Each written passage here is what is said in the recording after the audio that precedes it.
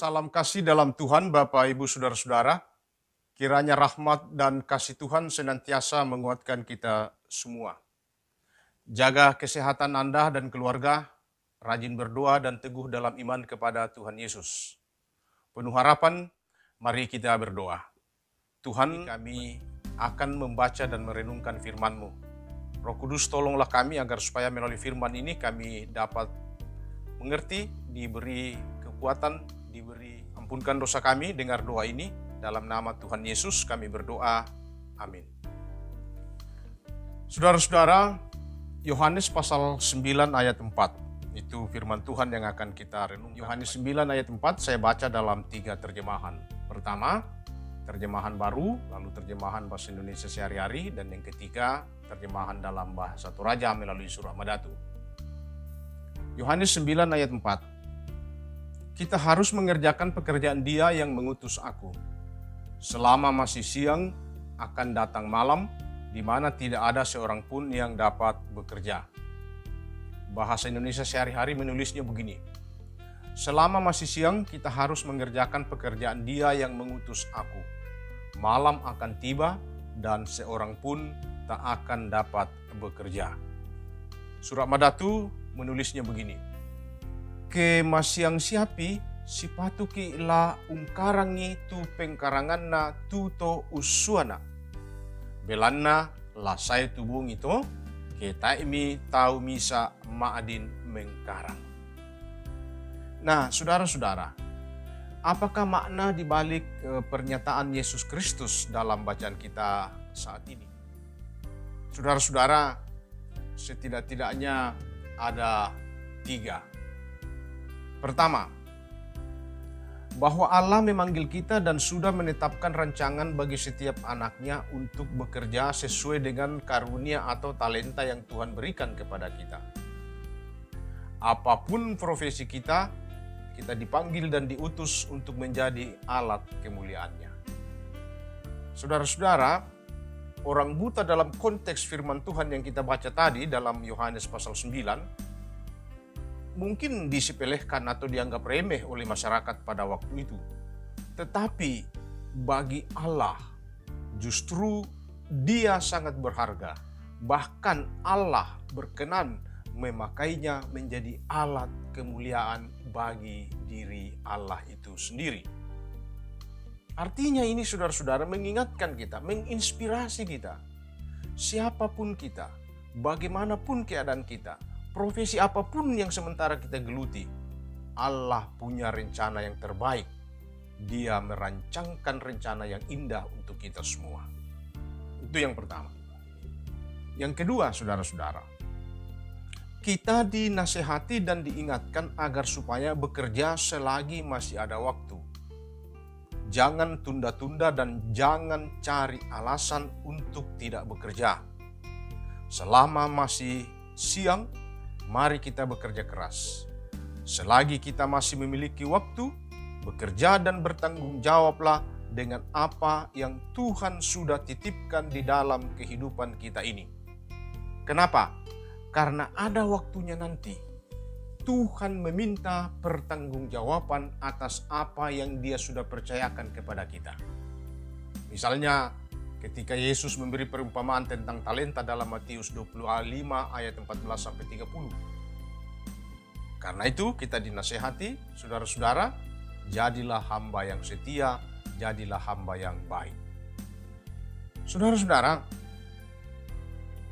kita dinasehati agar jangan tunda pekerjaan dan jangan cari alasan untuk tidak bekerja. Saudara-saudara, dalam kearifan lokal Toraja, kita jumpai nasihat seperti ini. Na posengkeliu tomatua, keden ni apa na paapesuan, na di kuah mbali, dako opatu. Lendu reedek araana, siya na kuang ki. Tae na dikande tu dako opa. Tae na diputuo tu dako opa. Menunda-nunda pekerjaan saudara-saudara dan tugas itu tidak akan mendatangkan kebaikan dan tidak ada dalam kehidupan yang bisa menolong kita. Jangan hidupkan dan pakai prinsip dako opa tu. Nah, saudara-saudara, sehubungan dengan itu, maka hal yang paling penting juga adalah bahwa waktu atau hari adalah perkara yang sangat penting untuk mendapat perhatian. Begitu pentingnya hari itu, sehingga Alkitab menasihatkan kita agar tidak menyia-nyiakan waktu yang ada. Dalam Ibrani pasal 3 ayat 13 dikatakan begini, saudara-saudara. Tetapi nasihatilah seorang akan yang lain setiap hari, selama masih dapat dikatakan hari ini, supaya jangan ada di antara kamu yang menjadi tegar hatinya karena tipu daya dosa. Saudara-saudara, ada dua kata untuk waktu dalam bahasa Yunani, yaitu kronos dan kairos. Kronos adalah waktu yang bergulir secara konsisten dan berulang. Dan dari kata kronos inilah muncul atau lahir kata kronologi. Seperti hari Senin, Selasa, Rabu, Kamis, dan seterusnya. Sedangkan kairos adalah waktu atau saat atau kesempatan yang tidak akan terulang. Kata orang-orang bijak, saudara-saudara, kesempatan itu tidak berwajah, sulit dikenali, dan berekor licin sehingga sukar untuk ditangkap. Dan karena itulah saudara-saudara, kiranya ini menginspirasi kita semua bahwa waktu itu, kairos itu adalah kesempatan. Waktu adalah kesempatan, tetapi setiap kesempatan tidak mungkin berada di luar waktu. Semua kesempatan berada di dalam waktu dan tidak akan terulang, alias tidak akan datang kedua kalinya. Saudara-saudara, di dalam mitologi Yunani kuno, dewa kesempatan, dewa Kairos itu dilukiskan dengan seorang yang berkepala botak di bagian belakang dan rambutnya hanya ada di bagian depan saja. Dan kemudian ia mempunyai sayap di kaki sehingga dewa kesempatan itu bisa berlari cepat sekali. Dewa kesempatan itu saudara-saudara jarang sekali lewat. Maka untuk bisa menjumpainya manusia harus mencarinya. Kalau dewa kesempatan itu lewat dan manusia berusaha mengejarnya, ia tidak mungkin bisa mendapatnya karena ia mempunyai sayap di kakinya. Demikian pula untuk menangkapnya. Sebab jikalau ia sudah lewat dan mau menangkapnya dari belakang, maka kita hanya bisa memegang botaknya yang licin itu. Jadi, yang harus dibuat manusia agar supaya bisa menangkapnya ialah manusia itu harus siap sedia, dan ketika dewa kesempatan itu lewat, ia bisa ditangkap dari depan dengan memegang rambutnya. Saudara-saudara, kita tidak mempercayai mitologi-mitologi seperti itu. Tetapi di dalam mitologi seperti itu, saudara-saudara, ada pelajaran yang bisa kita dapatkan. Bahwa kesempatan itu tidak akan datang kedua kali. Saudara-saudara, hal inilah yang biasa diucapkan dalam manajemen waktu. Bahwa orang bodoh itu selalu membuang kesempatan. Orang biasa itu menunggu kesempatan. Tetapi orang yang pandai, orang yang bijaksana itu mencari kesempatan. Nah, saudara-saudara, jika hari ini kesempatan itu datang, biarlah kita sudah bersiap-siap menangkapnya. Ketika banyak kesempatan yang disodorkan kepada kita, kita harus memilih yang terpenting.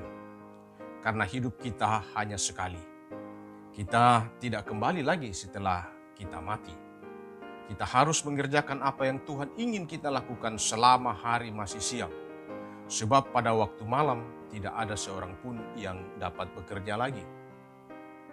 Dan yang ketiga, saudara-saudara, perintah, nasihat, dan ajakan Yesus dalam ayat ini, Yohanes 9 ayat 4, adalah merupakan kata-kata motivasi yang memberi semangat untuk lebih giat lagi bekerja melayani Tuhan dan bekerja melakukan kehendaknya di mana saja dalam profesi apapun yang sementara kita geluti, selama kita masih punya waktu dan kesempatan dari Tuhan, yaitu selama kita masih hidup di dunia ini. Saudara-saudara, kata malam dalam nats kita menunjuk dan mengartikan pada situasi dan kondisi yang pasti berubah. sebagaimana halnya siang pasti berganti malam. Karena itu saudara-saudara, sebenarnya ada batas waktu dan keadaan yang suatu saat nanti bisa menjadi penghalang atau kendala bagi kita dalam segala upaya kita bekerja untuk Tuhan. Seringkali kita tidak mengetahui apa yang akan terjadi di kemudian hari. Hanya Tuhan yang Maha Tahu, yang dapat mengingatkan kepada kita. Saudara-saudara, hendaknya kita memperhatikan peringatan Tuhan ini. Karena itu, jangan tunda waktu bekerja, karena ada waktunya kita harus mempertanggungjawabkan itu kepada Tuhan. Jangan katakan, dako opatu. Amin.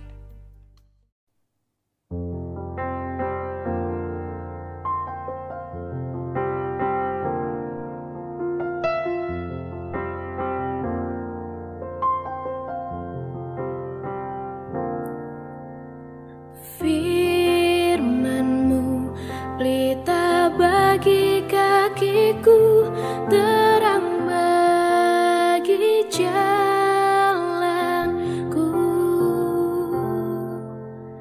Firman-Mu pelita bagi kakiku, terang bagi jalanku.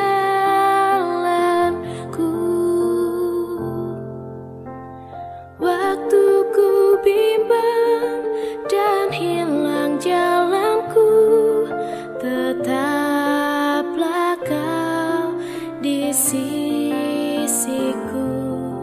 Dan takkan ku takut, asal Kau di dekatku, besertaku selamanya.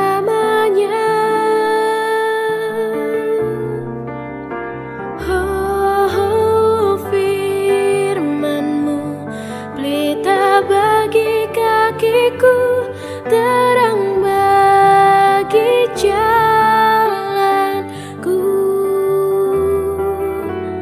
Firman-Mu pelita bagi kakiku, terang bagi jalanku. Terang bagi jalanku.